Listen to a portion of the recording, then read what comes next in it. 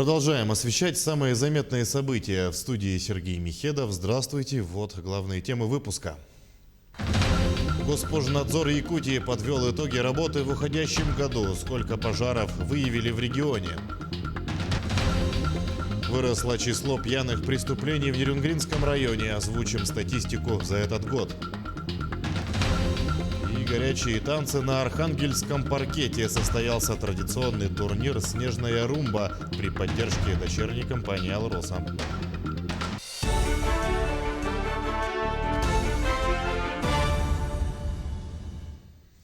В следующем году в Якутии планируют построить не менее 12 школ и более 15 детских садов. Об этом сообщил Айсен Николаев в своем послании Госсобранию Илтумен.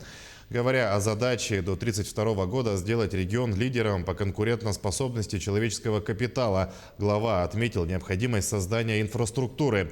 По его словам, в этом году в Якутии введено 10 новых школьных зданий. В 2021 году планируется построить не менее 12 школ. Также построено 9 новых детских садиков, а на следующий год план больше 15. Кроме этого, Айсен Николаев поручил правительству принять комплексные меры по созданию единой экосистемы раннего и всестороннего развития детей. Восстановление и дальнейший рост экономики – это основа для движения к нашей стратегической цели. К 2032 году сделать республику лидером по конкурентоспособности человеческого капитала.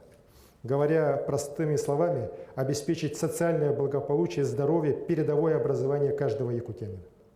Конечно, инфраструктура – это только база для формирования новой образовательной среды. Нам важно, чтобы наши дети с малых лет увлекались наукой и технологиями, учились мыслить критически и креативно, учились работать в командах. Важно, чтобы они не боялись выбирать научные и инженерные специальности, понимая, что в республике есть все возможности для их успешного развития и профессиональной реализации. В этом вопросе мы все должны объединиться ради наших детей. И власти, и бизнес, и общественность. В режиме повышенной готовности во время новогодних каникул будут работать снабжающие предприятия региона. Энергобезопасность в новогодние праздники обсудили в режиме видеосвязи. Руководители организации доложили, что во всех подразделениях созданы аварийные бригады, утверждены графики бесперебойной работы, имеется необходимый запас топлива и инвентаря. Также подготовлены запасные дизель-генераторы и иное оборудование, которое будет задействовано в случае возникновения ЧС. Между тем, как выяснилось, запас угля для теплоснабжения Алдана в котельных имеется только на несколько дней. Очередная партия топлива прибыла и ждет разгрузки на железнодорожном тупике. А в Нерюнгре озабочены ситуацией с отсутствием резервного источника питания на местном водоканале. Первый зампред правительства Алексей Колодезников поручил Нерюнгринскому водоканалу разобраться в ситуации с администрацией района. Обговорено то, чтобы обеспечено было взаимодействие с диспетчерских служб. Понятно, что длинные праздники новогодние дают дополнительный уровень ответственности для системы коммунального и энергетического комплекса. Мы готовы к прохождению длинных новогодних праздников и надеюсь, что инцидентов больших не будет. Но если будут, мы будем устранять, думаю, что оперативно. Все будут на связи, все будут работать. Те люди, которые должны обеспечить надежную жизнедеятельность предприятий и отрасли. С начала года в Якутии зарегистрировали более 2500 пожаров. Об этом сообщает противопожарная служба республики. В ведомстве подвели итоги уходящего 2020 года. Сколько человек в регионе погибли или пострадали во время пожаров? Материал Юрия Осипова.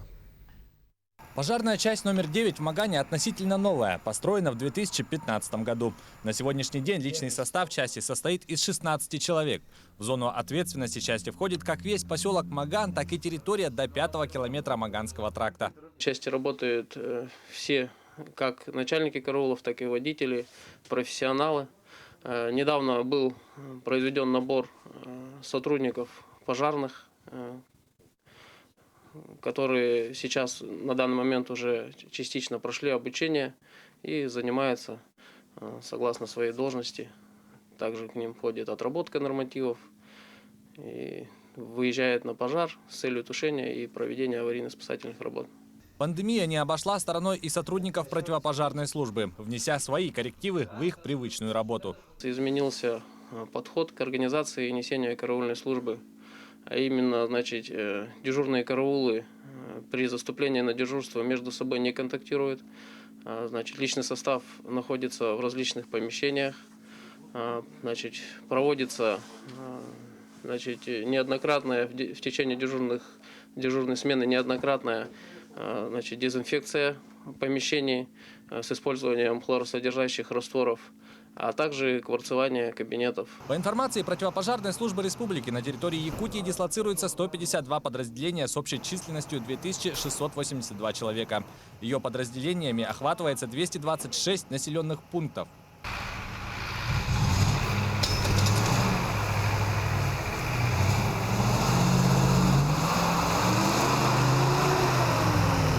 С начала года в Якутии зарегистрировали 2595 пожаров. Общий ущерб составил более 96 миллионов рублей. В результате погибли 62 и травмы различной тяжести получили 54 человека.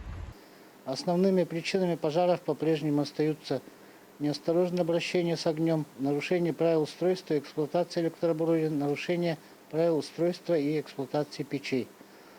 Основными условиями возникновения пожаров в республике являются низкий предел огнестойкости зданий жилого назначения, высокая степень разобщенности территорий, неблагоприятные климатические условия и, как правило, низкая культура пожаробезопасного поведения граждан. В преддверии новогодних праздников Государственная противопожарная служба напоминает, что необходимо соблюдать осторожность. Чтобы ничто не омрачило праздника, при установке новогодней елки дома следует применять только технически исправные электрогирлянды и сетевые фильтры. Юрий Осипов, Семен Семенов, Григорий Охлопков, Якутск.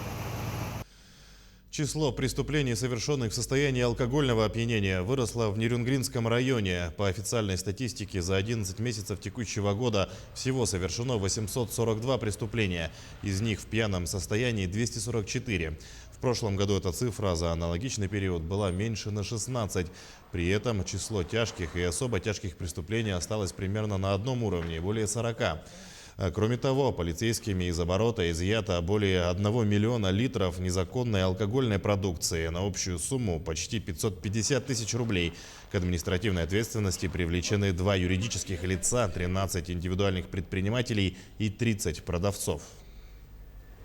Выявлено 12 преступлений, связанных с незаконным оборотом алкогольной продукции, из которых 3 уголовных дела рассмотрены судом, осуждены 3 предпринимателя, наказание во всех случаях, штрафы от 50 до 70 тысяч рублей. Далее об эпид-ситуации. За минувшие сутки в Якутии зафиксировали 194 новых случая коронавируса. Об этом сообщила министр здравоохранения региона Елена Борисова в ходе брифинга. Глава Минздрава отметила, что в столице региона отмечается спад заболеваемости по COVID-19. Выявили 84 заболевших. Большое количество заражений фиксируют сразу в нескольких районах. В Мирнинском 20 случаев, в Мегино-Кангаласском 14, в Алданском 12 и в Нерюнгринском районе 10 случаев. От 1 до 6 заболевших выявили еще в 17 районах республики. В онлайн-формате было подписано соглашение между Госком УБЖ Якутии и концерном «Алмаз Антей» Обуховский завод. Стороны договорились сотрудничать в области создания инновационных систем прогнозирования, профилактики и оперативного реагирования на чрезвычайные ситуации в экстремальных условиях севера. Планируется разработка технических заданий на мобильные средства разведки ледовой обстановки. Это поможет мониторить и предотвращать стихийные бедствия. Также появится линейка специальных внедорожных тягачей на шасси с высокой проходимостью. Такие машины смогут доставлять грузы в труднодоступные места. Якутия станет полигоном для испытаний новой техники концерна «Алмаз Антей» в экстремальных условиях. В планах и открытие образовательных программ. Мы заинтересованы в установлении таких отношений, при которых бы мы могли готовить специалистов для республики, могли подготавливать людей, которые будут работать на нашей технике. Мы видим в этом, в общем-то, большую социальную перспективу и перспективу в плане продвижения наших компетенций в республике. Профессии будущего, чего ждать, к чему готовиться? На эти вопросы поможет ответить «Атлас новых профессий». Руководитель проекта Дмитрий Судаков приехал в Якутск. «Атлас» – это книга для старшеклассников и их родителей, где в форме коротких увлекательных историй представлены актуальные профессии будущего. Она охватывает 27 отраслей – от добычи полезных ископаемых до медицины и культуры. «Атлас новых профессий» поможет понять, какие отрасли, технологии и продукты будут активно развиваться, а также какие специалисты станут востребованы работодателями в ближайшие 15-20 лет. Горячие танцы на Архангельском паркете. Состоялся традиционный турнир «Снежная румба». Город собрал именитых звезд танцевального спорта, а помочь с организацией решила горнодобывающая компания «Севералмаз», дочернее предприятие «Алроса». Подробности у наших коллег. Соревнований «Снежная румба» особенно ждали молодые танцоры, ведь для них это едва ли не первая возможность выплеснуть эмоции на танцплощадке. Для финалистов первенства России Дарьи Бачуриной и Андрея Чигридова здесь своеобразный экзамен. Итог тренировок за год. Много тренироваться. Чтобы вы каждый день приходили и вот прям работали очень-очень много. Конечно, стандарт стал полегче после наших тренировок, а латино посложнее теперь. За медали «Снежной румбы» на архангельский паркет вышли бороться больше 1000 танцоров. А вот чемпионы России этого года, а заодно первая пара мирового рейтинга Юлия Ремезова и Кирилл Колпощиков здесь с показательным выступлением. Среди регионов Архангельская область очень хорошо себя показывает и хорошо себя зарекомендовала на всероссийских мероприятиях и на данном турнире в том числе. Что касается организации, тоже все великолепно. Свет, музыка, паркет. Большое удовольствие танцевать. Привести в Поморье именитых танцоров помогла компания «Севералмаз». Уже второй год она выступает генеральным спонсором соревнований по танцевальному спорту. Когда приезжают наши участники чемпионатов мира, приезжают победители российских соревнований, конечно, я думаю, что их яркое выступление привлечет еще больше наших ребятишек для того, чтобы они занимались этим увлекательным видом спорта. Те, кому удалось попасть на соревнования, смогли по-настоящему прочувствовать эстетику жарких латиноамериканских танцев в северном исполнении. Для зрителей это праздник красоты, праздник грации. И за той красивой картинкой, которая у нас наблюдаем на паркете, это часы той упорной работы, тех тренировок, которые ребята проводят самостоятельно. Призовые места «Снежной румбы» разобрали пары из Архангельска, Северодвинска, Новодвинска, Мурманска и Санкт-Петербурга. Михаил Меньшенин, Регион 29. На этом наш выпуск подошел к концу. Берегите себя, не забывайте носить маску и соблюдать безопасную дистанцию. Оставайтесь на телеканале Якутия 24.